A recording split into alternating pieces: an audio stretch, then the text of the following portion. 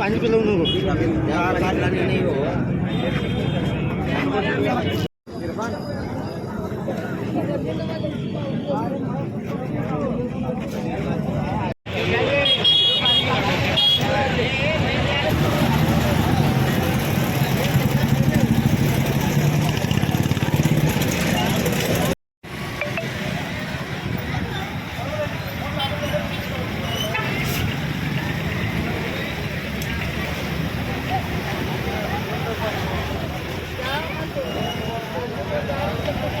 नमस्कार, मी वसीमुल्ला अहमद पाटील, सचिव महाराष्ट्र.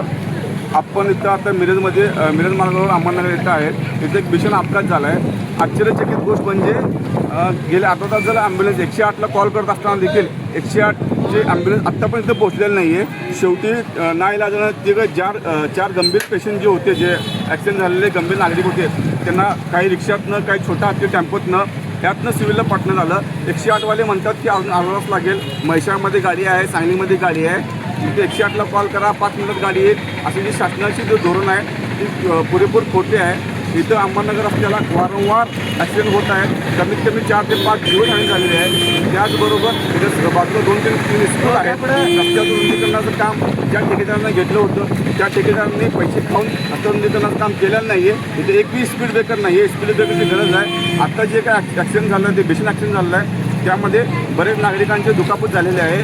त्यामुळे 108 ॲम्ब्युलन्स इथं पोचू शकलेलं नाही आहे आणि आत्तापर्यंत पोलीस खाते देखील इथं पोचू शकलेलं नाही आहे. आता आपण मी नागरिकांचे इथं तुम्ही बघू शकता की इथं बरेच नागरिक आहेत. ह्या चाचांचं आमचं म्हणणं आहे का? नमस्ते. इथं वारंवार ॲक्सिडेंट होतात आणि परत इथं जादा स्पीड ब्रेकर पाहिजे आणि परत मुलं शाळेला यायला जायला फुटपाथ पाहिजे. दोन्हीकडं रस्त्यात दोन्हीकडं फुटपाथ पाहिजे. जर लवकरात लवकर ह्यावर ही विनंती आहे.